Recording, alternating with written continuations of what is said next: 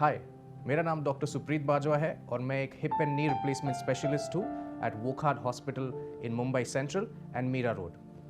मेरी basic training in orthopaedics हुई थी मुंबई में, जिसके बाद मैंने 3 साल ट्रेनिंग और प्रैक्टिस किया ऑस्ट्रेलिया में टू लर्न नई techniques of hip and knee replacement surgeries जो मैं वापस लेकर आया हूँ। नॉर्मली मेरे ओपीडी में पेशेंट्स आते हैं with complaints of hip pain, जैसे कि pain in the groin, pain in the buttock और pain in the thigh radiating to the leg, जिसका मतलब होता है कि कहीं ना कहीं उनको हिप आर्थराइटिस के सिम्टम्स हैं। ट्रेडिशनली हमारा management for this kind of a complaint is a total hip replacement.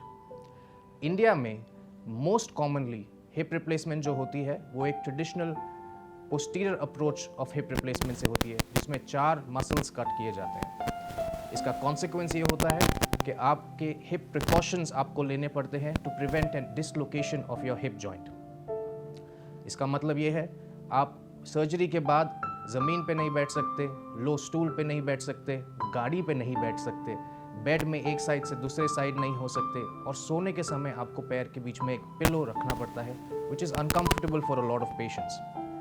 Using the direct anterior hip replacement technique हम ये सारे प्रिकॉशंस को नलिफाई कर लेते हैं। डायरेक्ट एंटीरियर एक नई technique of hip replacement surgery है जो इंडिया में बहुत ही सिलेक्टिव सर्जन्स करते हैं।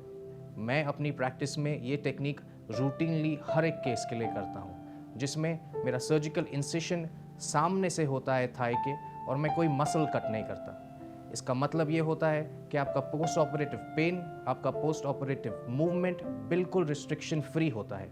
आप ऑपरेशन के सेम दिन चलते हैं, आप स्टेयर्स क्लाइम करते हैं और नेक्स्ट दिन घर पे डिस्चार्ज होने के लिए रेडी हो जाते हैं। अगर आप एज अ पेशेंट हिप के ये सिम्टम्स जैसे कि ग्रॉइन पेन, बटक पेन या थाई पेन एक्सपीरियंस कर रहे हैं, you can reach out to us और हम इसके बारे में आगे डिस्कस करके हमारे ट्रीटमेंट मॉडलिटीज़ फिगर आउट कर सकते हैं। For more information on this, please reach out to us.